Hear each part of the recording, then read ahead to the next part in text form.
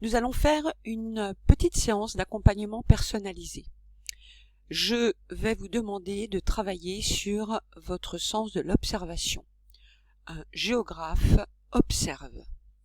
Et à partir de nos fenêtres, nous pouvons tous observer. Tout le monde a une fenêtre.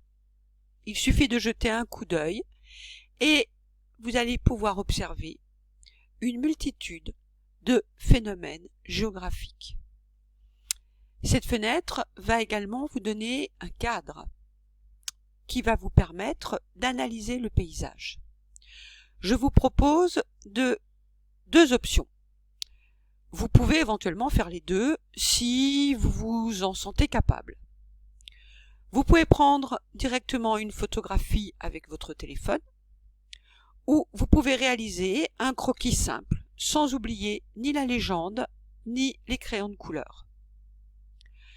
Vous allez écrire un texte avec des phrases très simples, des majuscules, des points, et ce texte va devoir représenter les éléments importants de notre vie. Se loger, se déplacer, exercer une profession, avoir des loisirs.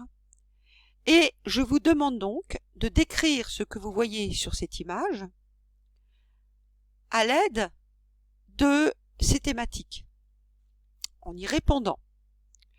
Je vous ai intégré une petite liste de vocabulaire, mais qui n'est pas du tout limitée. Monde rural, agriculture, monde urbain, ville-centre, banlieue. Pour votre part, vous pourriez rajouter grands ensembles, parcs, zones piétonnes, tout cela est possible. Si vous en avez envie, vous pouvez également réaliser un croquis. Je vous ai mis sur votre document de travail la feuille, le carré, et vous ne devez pas oublier la légende. Afin de vous faciliter la tâche, voici un exemple de réalisation d'élèves. Ici, vous avez un petit texte qui est rédigé par un élève et il nous dit « Mon paysage est celui d'eux, c'est le village dans lequel il vit. C'est une commune périurbaine située très proche du Mans, mais le monde rural nous entoure. Il se localise dans l'espace.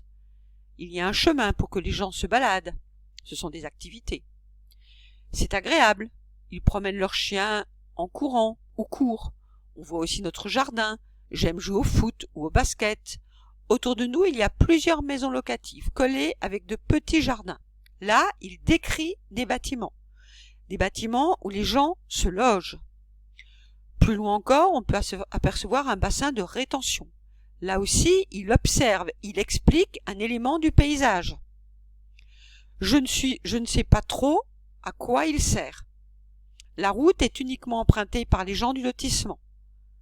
D'ailleurs, en majorité, on habite dans des pavillons individuels. Ça, c'est une information importante sur le type d'habitat. Un habitat peut être individuel ou collectif.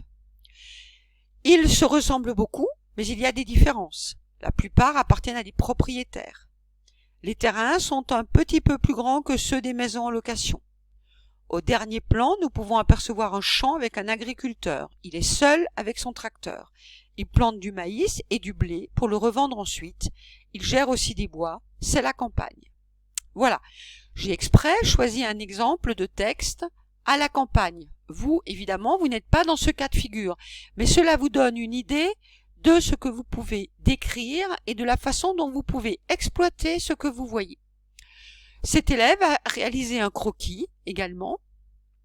Voilà, mais il n'avait pas fait de légende. Donc ça, c'est un mauvais point. Voilà. Je vous souhaite bon courage pour ce petit exercice et j'espère que nous pourrons ensemble, en juin, au collège, retravailler dessus. Bon courage à tous.